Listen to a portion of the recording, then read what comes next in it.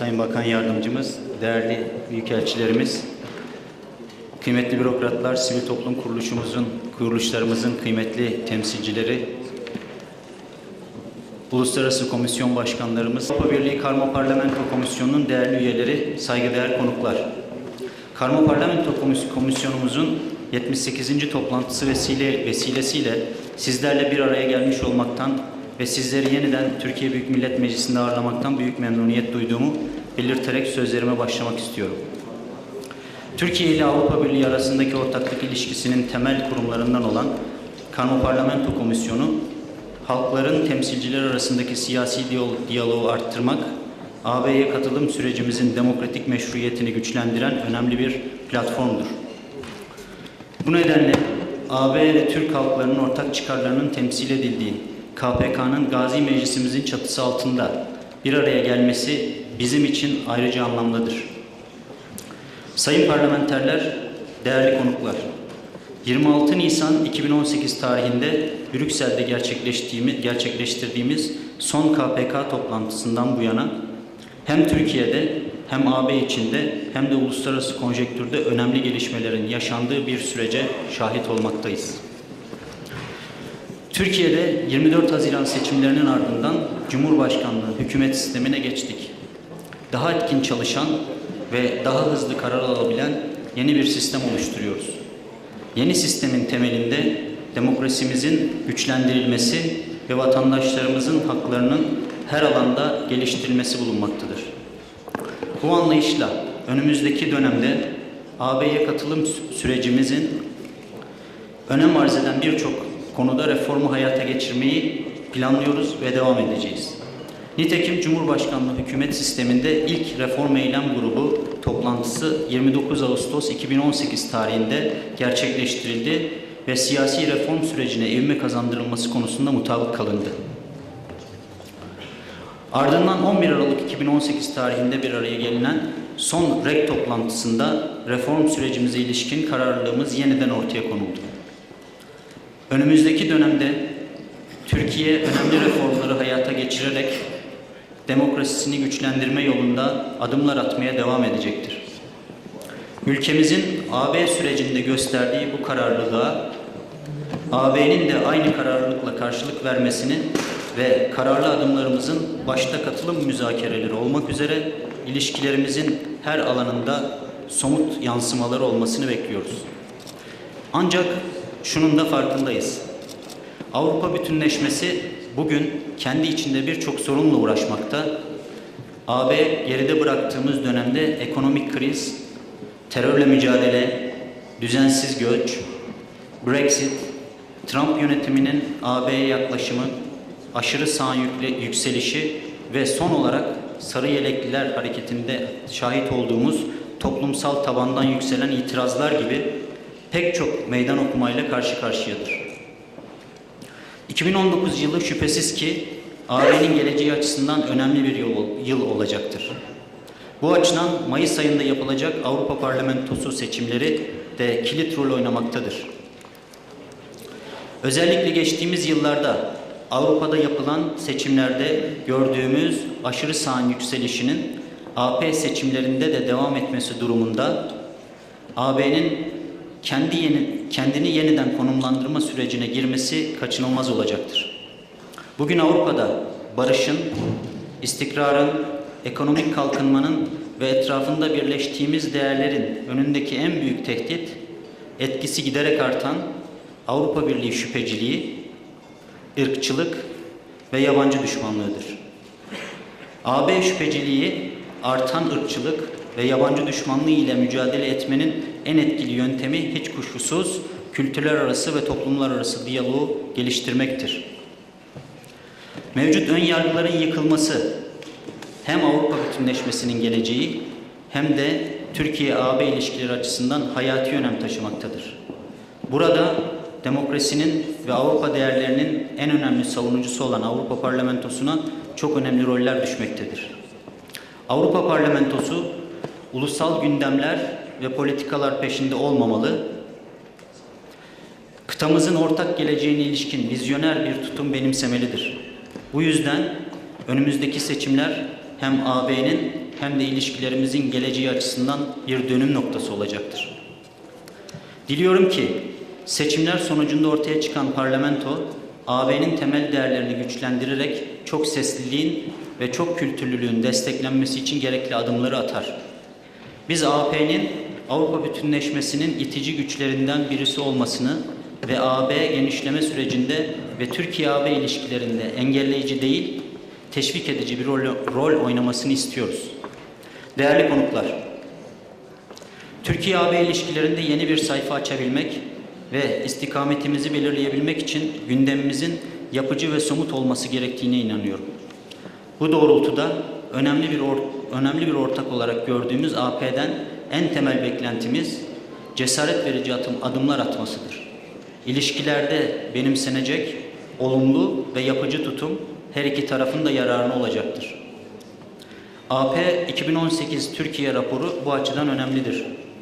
Halihazırda AP'de görüşmeleri devam eden 2018 AP Türkiye raporu taslağının Türkiye-AB ilişkilerini geliştirmek için adil ve dengeli olarak sonuçlanmasına önem atfediyoruz. Meslektaşlarımızdan bu yönde gayret göstermelerini arzu ediyoruz. Beklentimiz raporun tonuna dikkat edilmesi, yapıcı bir yaklaşım sergilenmesi ve Türkiye-AB ilişkilerine gölge düşürecek değerlendirmelerden kaçınılmasıdır.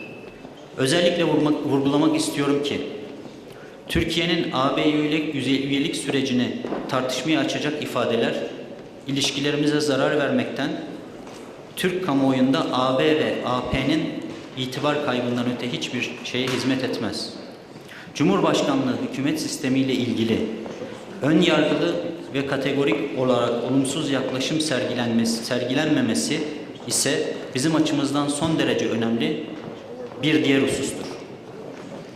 Yeni yürürlüğe giren bir sistemin anlaşılması için zamana ihtiyaç olduğunun ve ön yargılı yaklaşılmaması gerektiğinin altını önemli çizmek istiyorum.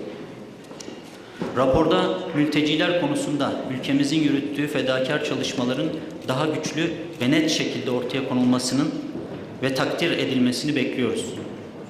Türkiye'deki Suriyeli sığınmacılar için AB tarafından verilen mali yardımlar, FRİD, Türkiye'ye hibe edilmemekte, ülkemizdeki Suriyelilere verilmektedir. Bu konuda AP'deki yanlış algının da düzeltilmesini istiyoruz. Yapıcı olmayan bir üslupla hazırlanan her rapor, Türk kamuoyu nezdinde AP'nin güvenilirliğini azaltmakta ve ilişkilerimize zarar vermektedir. Değerlendirme yapılırken bu hususa dikkat edilmesi gerektiğini yinelemekte fayda olduğunu düşünüyorum. Sayın parlamenterler, Gümrük Birliği'nin güncellenmesi ve vize serbestisi diyaloğu her iki tarafın da menfaatine olan alanlardır. Bu nedenle bu konularda AP'nin açık desteğini bekliyoruz. Gümrük Birliği'nin güncellenmesinin Türkiye ve AB için kazan durumu yaratacağı gerçektir. Nitekim güncelleme teklifinin ilk olarak AB tarafından gündeme getirildiği de bilinen bir husustur. Bu konuda ne yazık ki ilerleme kaydettiğimizi söylemek mümkün değildir. Beklentimiz, Gümrük Birliği'nin güncellenmesinin ticari ve teknik bir süreç olduğunun unutulmaması ve siyasi konularla engellenmemesidir. Türkiye'nin bu husustaki iradesi ve arzusu, bu sürecin karşılıklı ekonomik yarar ve AB ile ilişkilerde sağlanacak bir yakınlaşmayı mümkün kılmaktır. Beklentimiz, Avrupa Parlamentosu Uluslararası Ticaret Komitesi'nin Gümrük Birliği'nin güncellenmesi konusundaki raporunu bir an önce kabul etmesidir. İlişkilerimizde yeniden güven tesisi için atılabilecek en somut adımlardan bir diğerinin vize muafiyeti olacağını düşünüyoruz. Vize serbestisi yol haritasında kalan 7 yükümlülüğümüz, ikinci nesil pasaportların basılmaya başlamasıyla birlikte 6'ya düşmüştür. Her bir yükümlülük için çalışma grupları oluşturulmuş ve ikinci tur toplantılar tamamlanmıştır. Vize serbestisi sürecinde önümüze siyasi nitelikli farklı engeller çıkartılmamasını ve yükümlülüklerimizi yerine getirdikten sonra söz verildiği üzere vize serbestisinin Türk vatandaşları için hayata geçirilmesini bekliyoruz. Değerli konuklar, sayın parlamenterler, İPA fonlarında kesintiye gidilmesi kararının AB açısından ne kadar yanlış bir karar olduğuna dikkat çekmek istiyorum. İPA fonları ülkemizin AB uyum sürecini destekleyen ve AB'nin Türk kamuoyunda olumlu algılanmasına hizmet eden önemli bir araçtır. Ancak mali yardımlarda kesintiye gidilmesi Türkiye gibi büyük bir ekonomiyi hiçbir şekilde etkilemez. Burada asıl önemli olan mali yardımların projeler aracılığıyla kullandırılması ve bu süreçteki kazanımlardır. Başta sivil toplum olmak üzere toplumun her kesimine bu kadar yakından dokunan İPA fonlarında ilave kesinti yapılması istenmesi AP için bir çelişkidir. Bu nedenle mali yardımlarda kesintiye gidilmesi AB'nin ülkemizdeki görünürlüğünün azalmasına neden olacaktır. Değerli konuklar, sayın parlamenterler, AB ile ilişkilerimizde hep vurguladığımız konulardan biri de terörle mücadelede işbirliğidir. Hem Türkiye hem de AB'nin karşı karşıya kaldığı terör tehdidi göz önüne alındığında terör örgütleri arasında ayrım yapılmaması konusunda beklentimizi hatırlatmak istiyoruz. DAEŞ'a, PKK'ya ve PKK'nın Suriye uzantısı PYD-YPG'ye ve FETÖ terör örgütüne benzer duyarlılıkla yaklaşılmadıkça teröre köklü çözüm bulmamız mümkün olmayacaktır. Bu konuda AP'nin daha fazla hassasiyet göstermesi gerektiğini düşünüyoruz. AP, terör örgütlerinin veya destekçilerinin istismar edebildikleri bir zemin olmamalıdır. İçinde bulunduğumuz dönem gerek Türkiye, gerek AB açısından kararlılık ve tutarlılık isteyen bir dönemdir. Terör, göç, radikalleşme, yabancı düşmanlığı, enerji arzı güvenliği, hangisinden bahsederseniz bahsedin, bugün AB'nin karşı karşıya olduğu sorunlar konusunda en önemli ortağı Türkiye'dir. Türkiye, karşılıklı kazanç ilkesi çerçevesinde müzakere sürecini başarıya ulaştıracak güç, birikim, heyecan ve iradeye sahiptir. Türkiye'nin AB'ye üye olması tarihin, coğrafyanın, siyasetin ve ortak çıkarlarımızın gereğidir. AB'nin geleceğinde Türkiye'siz bir resim yoktur. Olmamalıdır. Bu vizyonumuzun AP üyeleri tarafından karşılık bulmasını temenni ediyorum. Değerli konuklar, sayın parlamenterler, Mayıs 2019'da gerçekleşecek AP seçimleri öncesinde arzumuz bir KPK toplantısı daha gerçekleştirmektir. Buna çalışma takvimlerimiz el vermez ise tekrar aday olacak arkadaşlarımıza şimdiden başarılar diliyorum.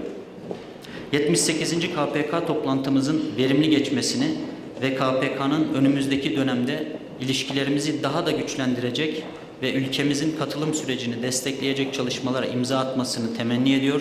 Hepinizi saygıyla selamlıyorum. Evet, şimdi konuşma sırası kıymetli eş başkan Sayın KEFALOGIANNIS'te. Buyurun efendim. Thank you, Mr. Co-Chair. We are gathered here today not to outline what we may disagree, what unites us. Our view for a changing world cannot be static. No one can be alone. No one can make it by its own. United Europe is inspired by principles and values, respect for religious and minorities. All these are the core of the accession process of Turkey. Dear colleagues, in times of uncertainty, these values have been the anchor for our security, the foundation that makes us what we are. Without them, we have nothing. We lose the moral compass that guides us safely into the future. Europe began as a union of 6.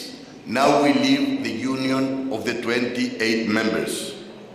Europe continues its enlargement policy including, of course, Turkey. Turkey will always be an important and strategic partner for the European Union, and Europe will always be Turkey's largest economic partner.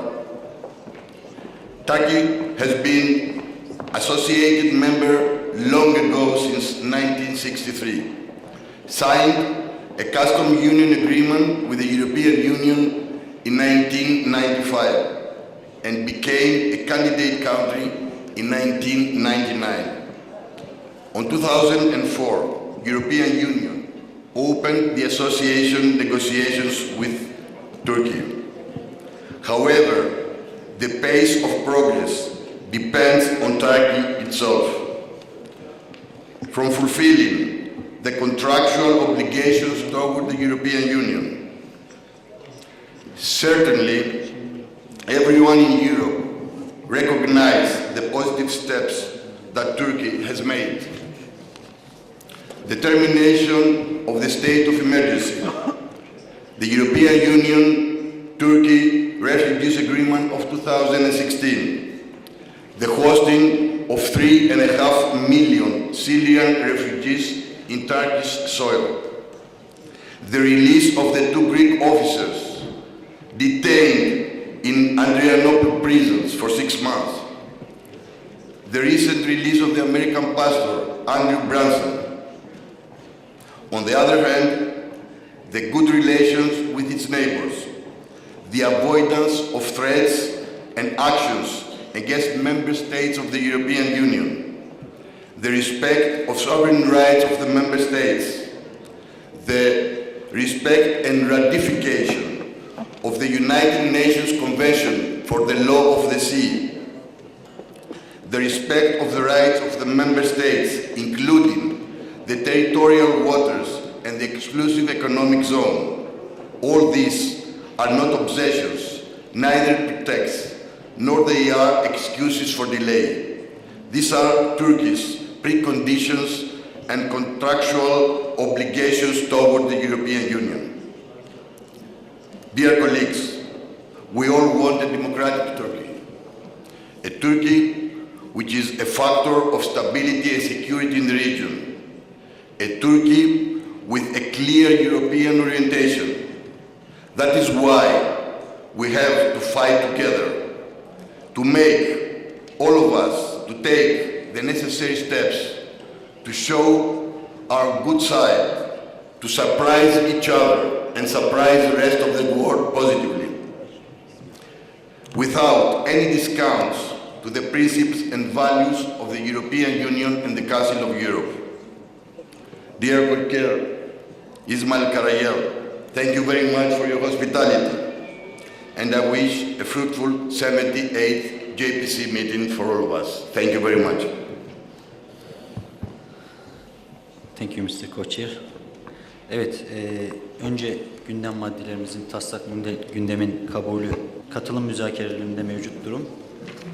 İkinci oturum için Türkiye-AB ekonomik işbirliği. Üçüncü oturum için güvenlik sınamalarıdır. Taslak gündemimizi kabul edenler, etmeyenler, gündemimiz kabul edilmiştir. İkinci oylamamız 26 Nisan 2018'de Brüksel'de gerçekleşen 77. KPK toplantısı tutanağının kabulüdür. Hepinize sayın milletvekillerimiz Türkçe ve İngilizce olarak ulaştı. Dolayısıyla oylarınıza sunuyorum. Tutanakları kabul edenler, etmeyenler, tutanaklar kabul edilmiştir. Evet, birinci oturumumuz Türkiye-AB ilişkileri katılım sürecinde mevcut, katılım müzakerelerinde mevcut durum. İlk konuşmacımız Sayın Popovski. Buyurun.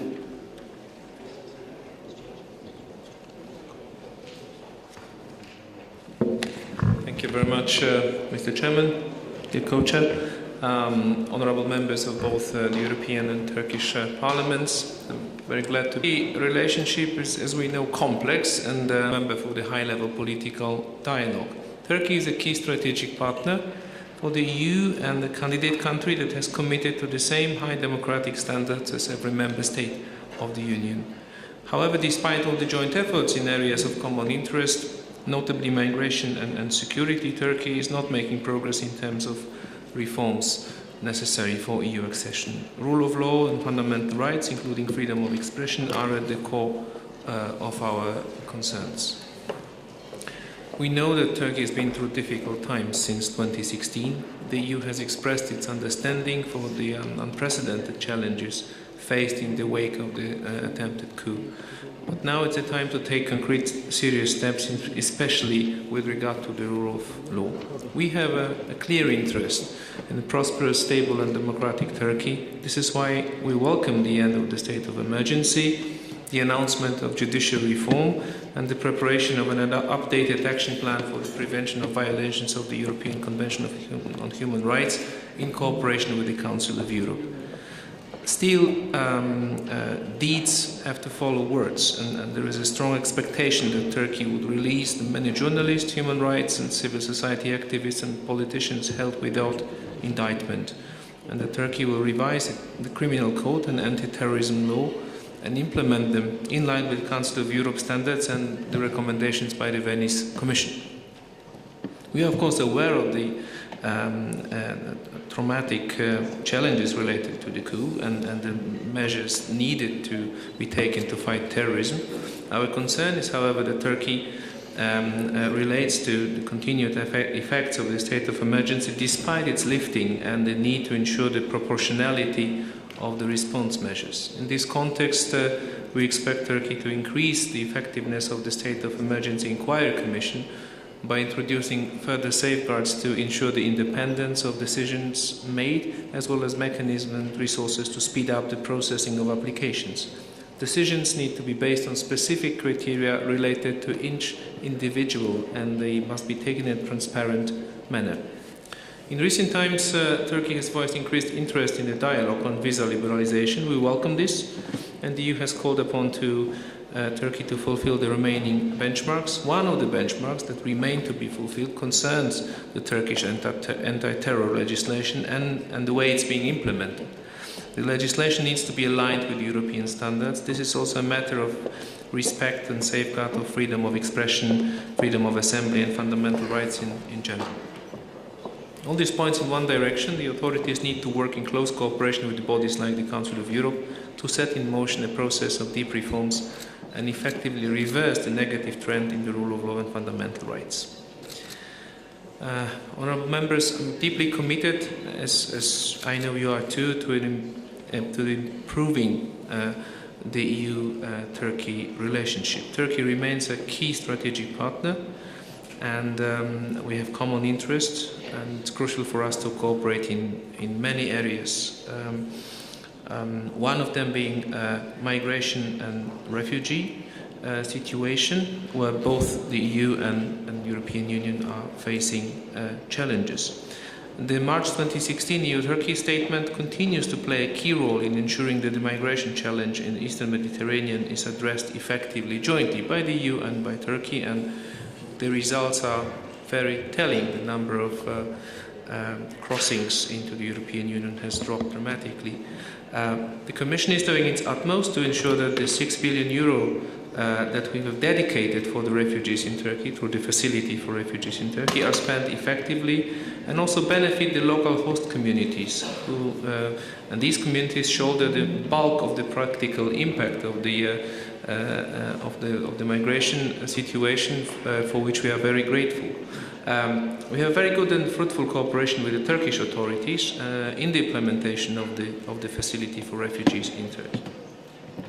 Furthermore, the EU and Turkey have strong economic ties, and we want to see an economic, stable and democratic Turkey. We are clearly worried about the slowing down of the Turkish economy.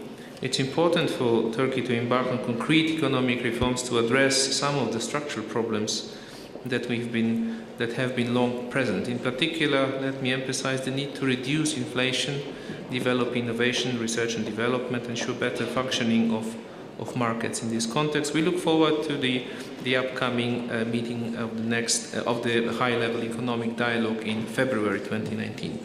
Today's meeting is very important because it shows that the best way to strengthen and support democracy in Turkey is to keep the dialogue going, to stay engaged, to keep all channels of communication like this one open. In that sense, we are committed to technical and political talks with Turkey that will continue. I mentioned the high-level political dialogue that took place at the end of November. The EU-Turkey Association Committee that I had the pleasure of co-chairing with Deputy Minister KAYMAKÇI took place a few weeks ago.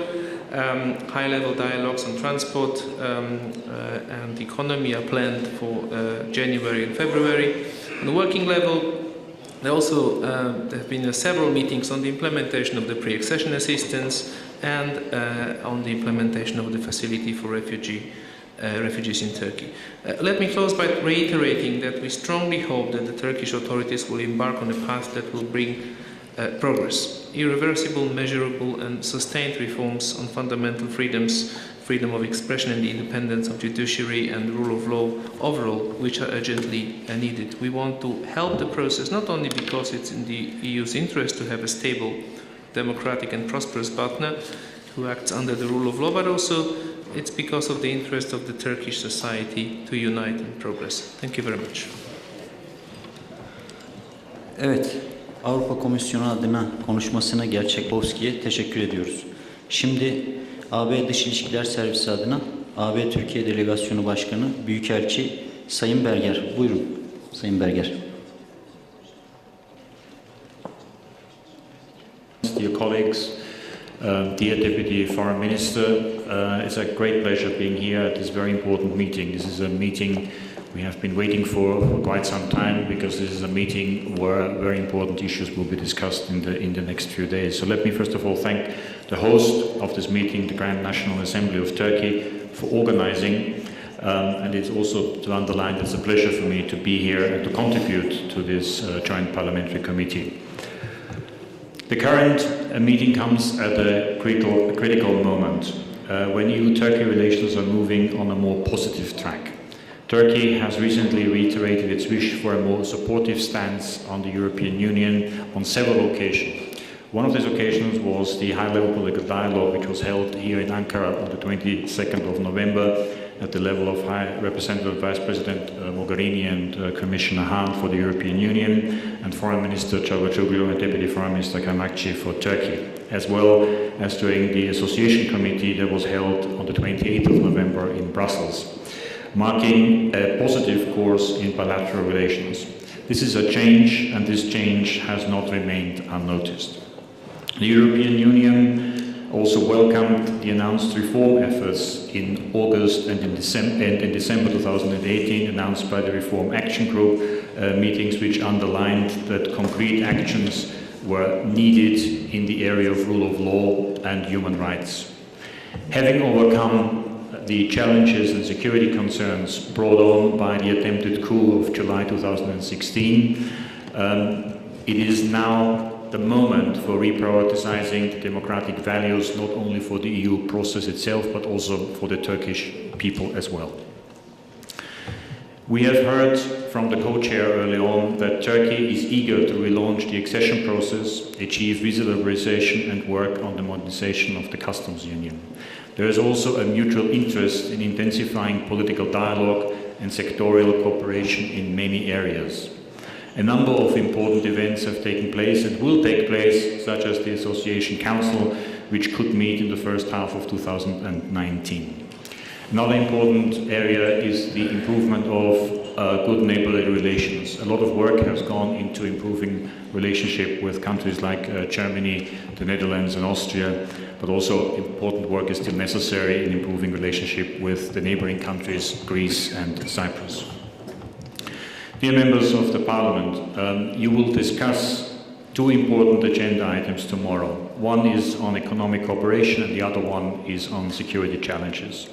In the context of our economic and security cooperation, I would like to emphasize first that Turkey has always been an important ally as a trade partner by addressing common challenges. Turkey is the European Union's fifth largest trade partner, and the European Union remains by far Turkey's largest trading partner. As you are well aware, the Commission adopted its recommendations for a Council decision authorizing the opening of negotiations with Turkey on the modernization of the customs union. It is in the European Union's interest to strengthen the political, economic and societal resilience of Turkey so as to have a stable, prosperous and democratic neighbor in a region of strategic importance for the European Union in a very complex geopolitical context. The migration crisis of 2015 is just one example that has triggered one more rapprochement in that sense. The European Union and Turkey are working together and facilitate the lives of Syrian refugees. Turkey is the European Union's key strategic partner. Economic relations are of utmost importance, and we continue on the visa liberalization dialogue on which both the European Union and Turkey reconfirmed their intention to work on substantial issues. Let me say a few words of what is expected to come in 2019. As the European Union, we would encourage a swift implementation of the reform measures announced by the Interministerial Reform Action Group in line with European Union and Council of Europe principles and standards, especially in the areas of rule of law and fundamental freedoms. We will also encourage and work together with the Turkish authorities to protect the space for civil society. We'd also encourage and support the continued improvement of Turkey's bilateral relationship with all European member states, as I mentioned before. And the European Union would like to make use of political and policy dialogues to deepen cooperation on strategic and shared interests in the field of foreign policy, counterterrorism, security, migration, trade and economy, and connectivity, particularly in the areas of transport, energy, and digital cooperation. The European Union and Turkey are close partners in the fight against terrorism, and there is a mutual understanding on the importance of closer coordination and cooperation in this field. Terrorism poses a direct threat to our countries and our people. As the threat of terrorism is global, international cooperation is of key importance to countering this threat. The high-level counter-terrorism dialogue between the European Union and Turkey is aiming at exploring ways through which cooperation can be further enhanced with a view to addressing counter-terrorism issues of mutual interest, such as the fight against Daesh and the PKK. Turkey is an important partner for the European Union's common security and defence policy and for the European Union CSDP civilian and military operations. Turkey is the largest of contributing countries participating in Operation Althea in Bosnia-Herzegovina, just for an example, and its contribution dates back to the establishment of IFOR Althea in 2003. Dear members of Parliament, let me conclude by saying that I would like to thank you for this opportunity to speak here and to give me the possibility to address the audience and to underline the importance of this meeting. And I would like to also reaffirm the importance of Turkey as a candidate country and as a key strategic partner for the European Union. I wish you a fruitful meeting. Thank you very much. Evet, Büyükelçi Sayın Berger'e teşekkür ediyoruz. Sayın Bayan Tili, buyurun Bayan Tili. Parliamentary Committee for giving me the opportunity to join you in this emblematic building for this very important occasion. For the EU, Turkey remains both a candidate country and a key partner. Our relationship is of strategic importance. We share a long-standing history of cooperation and have many joint interests in areas such as migration, counter-terrorism, foreign and security policy, energy, economy and trade. Among the common challenges we face, the migration crisis is surely one of the most prominent. In this regard, let me once again commend Turkey for its hosting and addressing the needs of the truly sizable group of refugees currently on its soil. The continued implementation of the EU-Turkey statement continues to be a key tool for addressing the migration crisis and continues to yield positive results. In this respect, let me also recall the successful allocation of the first 3 billion by the EU under the Facility for Refugees in Turkey.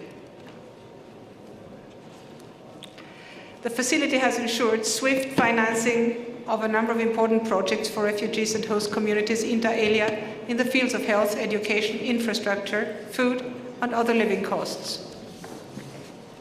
The EU will deliver on its commitment under the EU-Turkey statement and now fund a second additional tranche of 3 billion by the end of this year. At the same time, as has been said before, the EU has a number of serious concerns with regard to developments in Turkey. As for the Commission's report, published in April 2018, it lists a number of serious concerns with regard to the domestic developments and other events here.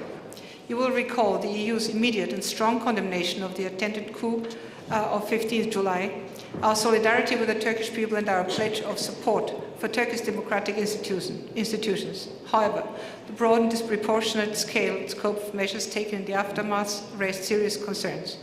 We therefore continue to call on Turkey to urgently reverse the negative trend, also recalling the international standards and obligations to which Turkey has subscribed and committed herself. The Council is especially concerned about the continuing and worrying deterioration of the rule of law and on fundamental rights, including the freedom of expression. This also relates to the independence and proper functioning of the judiciary. We are troubled by the ongoing restrictions, detentions, imprisonments and other measures targeting journalists, academics, members of political parties, including parliamentarians, human rights defenders, social media users and others exercising their fundamental rights and freedoms. In this regard, the Council reiterates its grave concern over the continued detention of EU citizens. Turkey should also step up its cooperation with the Council of Europe, address key recommendations and implement the judgments of the Council of Europe, of the European Court of Human Rights.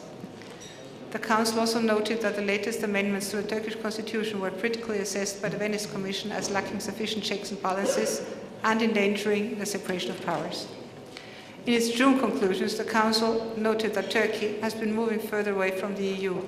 The accession negotiations have therefore effectively come to a standstill and no further chapters can be considered for opening or closing, and no further work towards the modernization of the EU-Turkey customs union is foreseen.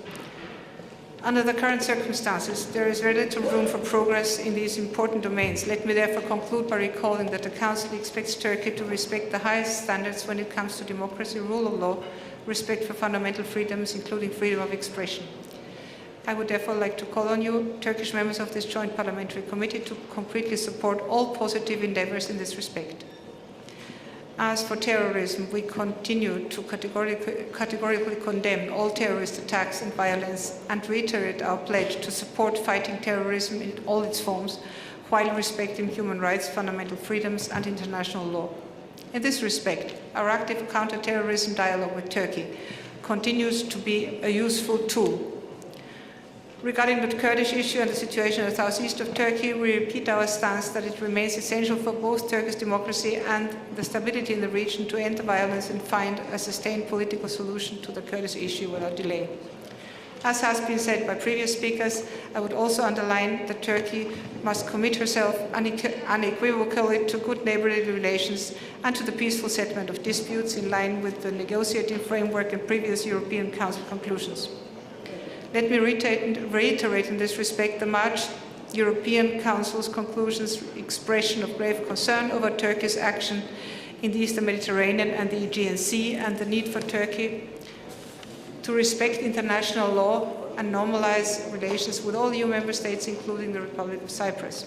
Similarly, the full and non-discriminatory implementation of the additional protocol to the association agreement towards all member states is another long-standing obligation for Turkey to address with conviction. On the Cyprus issue, we sincerely hope that both sides will resume negotiations towards finding a fair, comprehensive and viable settlement within the UN framework in accordance with the relevant UN Security Council resolutions and in line with the principles on which the Union is founded. In this respect, Turkey's commitment and contribution in concrete terms such as settlement remains crucial. I wish you a fruitful exchange of opinion and thank you for your attention. Teşekkürler Büyükelçi Sayın Tili. Karma Parlamento Komisyonunun Türkiye Büyük Millet Meclisi ve Avrupa Parlamentosu kanadı üyeleri, meclisimizin diğer komisyonlarının değerli başkanları ve Karma Parlamento Komisyonumuzun eski gazi üyeleri, Büyükelçi Berger, Büyükelçi Tili, değerli Maçiyer, hepinizi saygıyla selamlıyorum. Eğer izin verirseniz bu selamlama konuşmasını Türkçe yaptıktan sonra İngilizce devam etmeyi tercih ediyorum. KPK, TBMM üyelerimizin bunu anlayışla karşılaması gerektiğini düşünüyorum. Zira 3 Avrupa Birliği temsilcisi daha çok ülkemize mesaj verdi. Ben de mesajlarımızın ve Avrupa Birliği'nden beklentilerimizin daha iyi anlaşılması ve tercümede kaybolmaması için tabii tercümanlarımıza da teşekkür ediyorum. Kaybolacağını düşünmüyorum ama ihtiyaten zaman kazanmak açısından da İngilizce konuşmaya izin verirseniz tercih ediyorum. I am happy to see my good friend Maciej Popowski here on behalf of the European Commission. But I think it would have been better if we had Commissioner Hahn here, because Commissioner Hahn is the commissioner in charge of enlargement, and Turkey is a candidate country. I think it would be great respect to all members of the GPC from the EP and from the Turkish side that they would like to see the Commissioner Hahn here when we discuss accession negotiations with Turkey. But no problem. We hope that in the future he might be with us. Today I would like to thank especially Mr.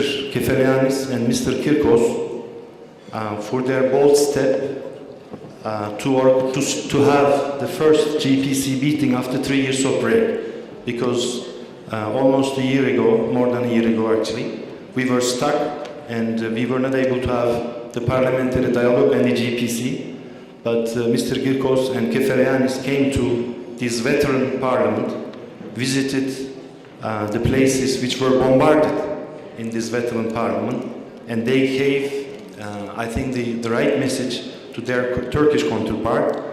And also I would like to applaud the courage of Mr. KARAYEL, who was able to take the risk to start to reinitiate the GPC after 3 years of break.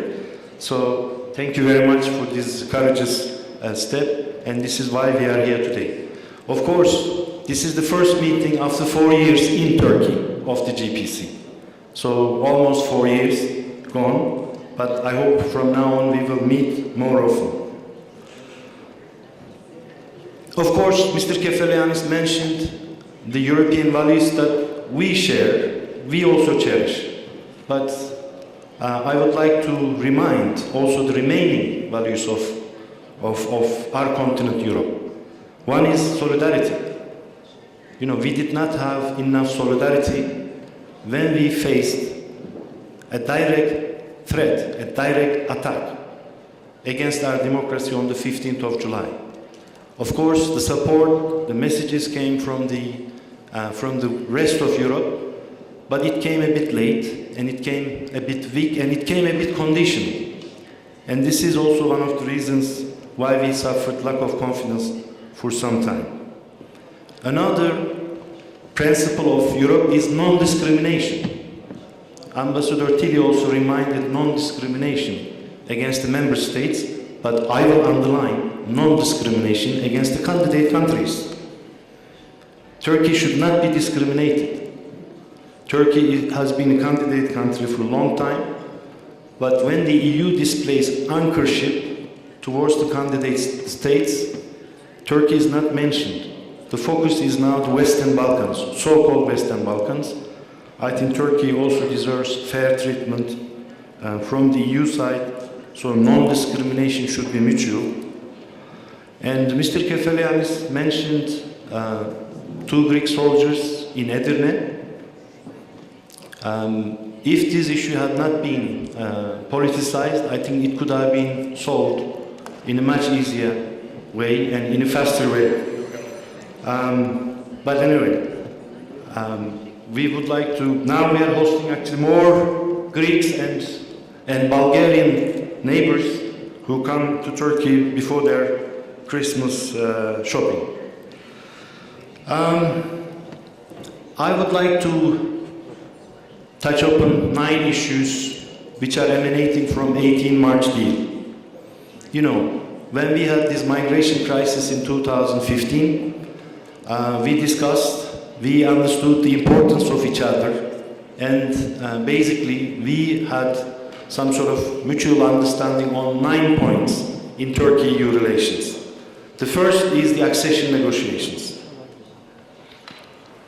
And EU actually kept its promise to open 2 more chapters after this Turkey-EU summits in 2015 and 16.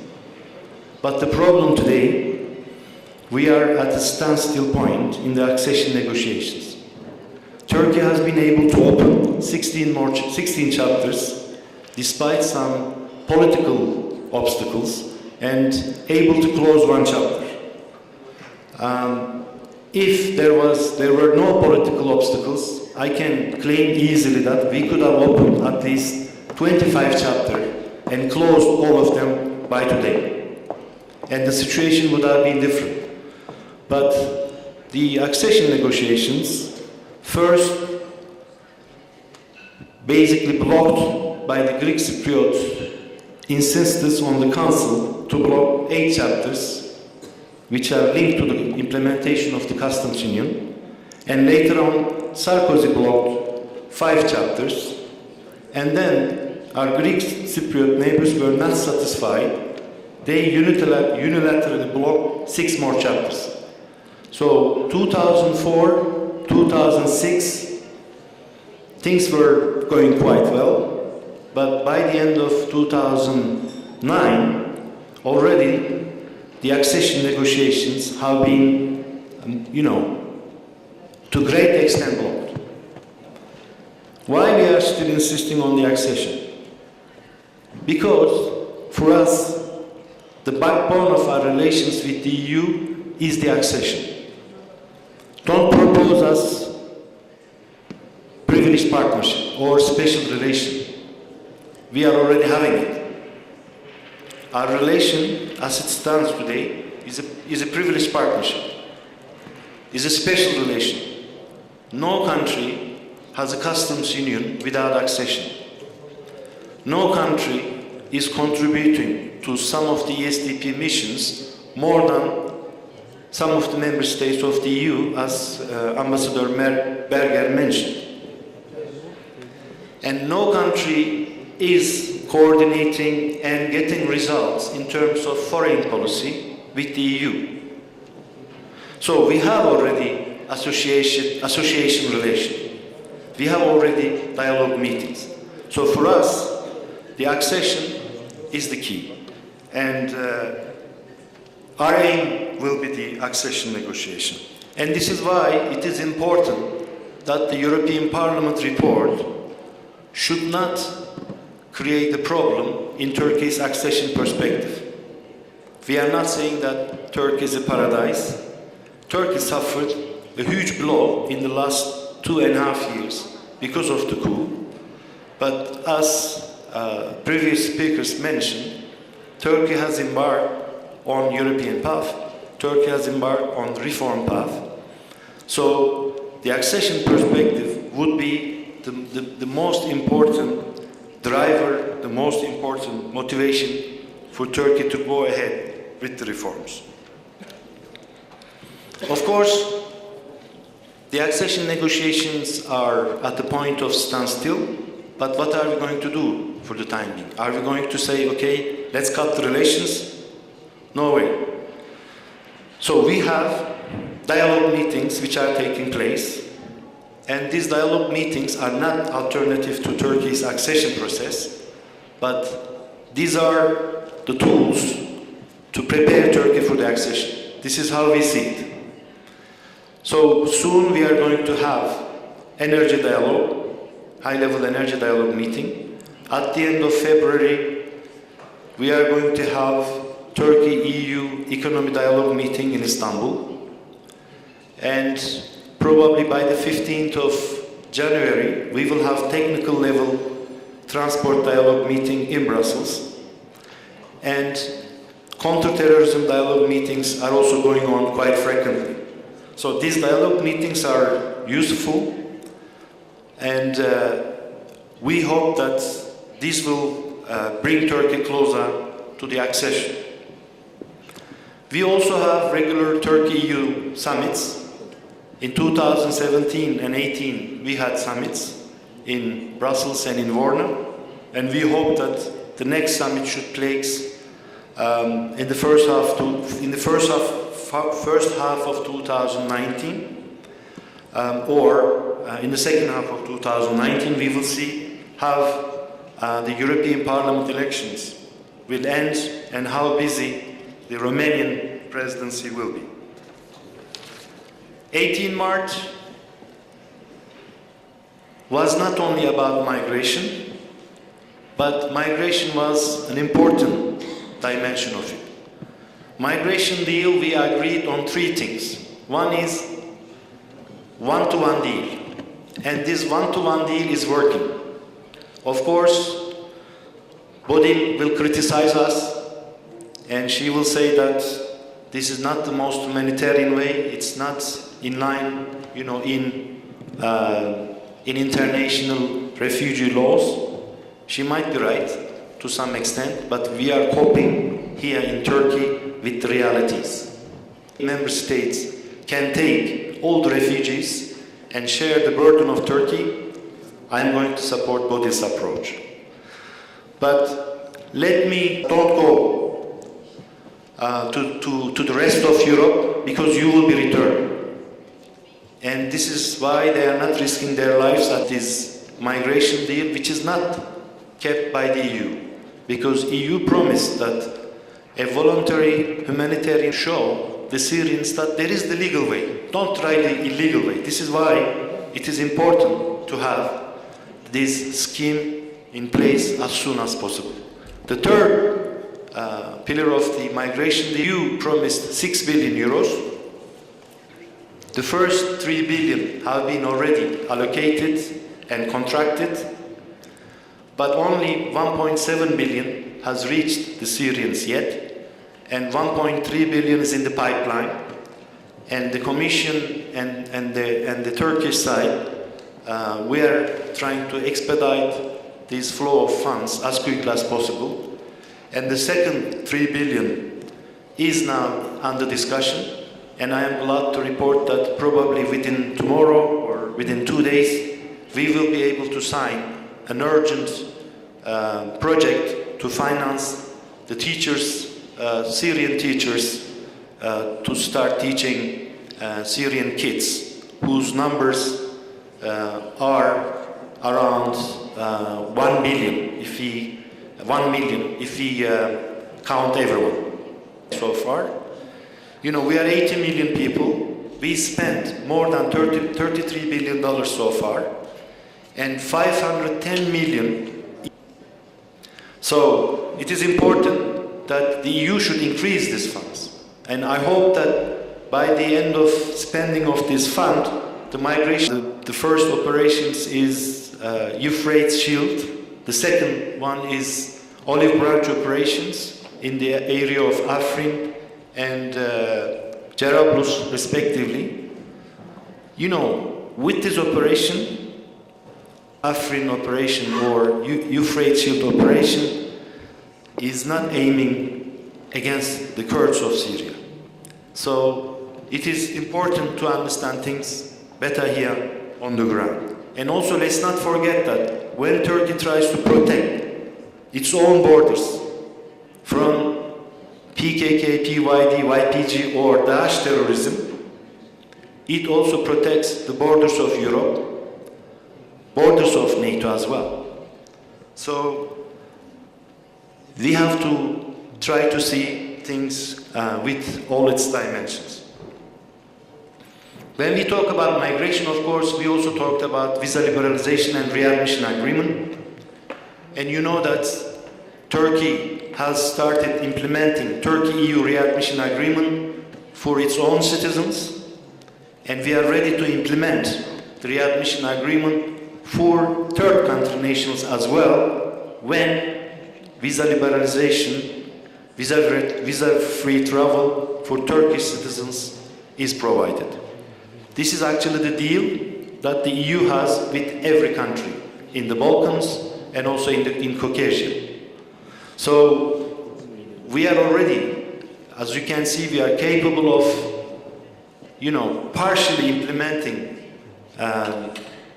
third country national issue within the readmission agreement, because Turkey is readmitting those irregular or illegal immigrants from the Greek islands of this visa liberalization process, which is also good in terms of our common fight against serious crimes and against against terrorism. Some issues, you mentioned some violations. Again, Turkey had to go through difficult times, but we did try to do everything within the law and within the conventions of you have your elections, the European Parliament elections. Also, we have some elections. So the parliamentarians will understand this better than bureaucrats. But with the boots on the ground, with Daesh in Iraq, in Syria. So, in terms of foreign terrorist fighters, now we have much better cooperation. But unfortunately, until some attacks happened in the EU capitals, we were not cooperating, we were not sharing that much of intelligence. I remember when I was in Baghdad, I was the ambassador to Iraq. We only had 8,000 people who were banned to enter Turkey because they would be suspects of foreign terrorist fighters. Today, this list includes almost 70,000 people. Why did we wait to add 60,000 names?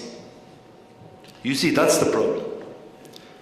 But now, as I mentioned, our cooperation is going in the right direction. And we want to see the same cooperation when it comes to PKK, PYD, YPG. Having the PKK on the list of terrorist organization is a good step from the EU side, but we should take also measures against recruiting, financing, and incitement of violence and propaganda of the PKK. And we are with you. We support these good causes. So it will take at least 4 or 5 years. So why we are still politicizing? Of course, this customs union should be, enlarged to our territorial waters to be this length and this depth, and we cannot just say in the Mediterranean, which involves several countries, that this is my exclusive economic zone and I declared so, and the Dışişleri Bakan Yardımcımız, Büyükelçisi Sayın KAYMAKÇI'ye teşekkür ediyoruz. Diğer konuşmacılarımıza da teşekkür ediyoruz. Şimdi milletvekillerimize ve Avrupa Parlamentosu parlamenterlerine sözü vermek istiyorum. Önce eş başkan yardımcılarından başlamak üzere Sayın Özdemir'den başlayalım. Hanımefendilere öncelik vermiş olalım. Buyurun Sayın Özdemir. Çok teşekkür ederim Sayın Başkanım. Sayın Başkanlar,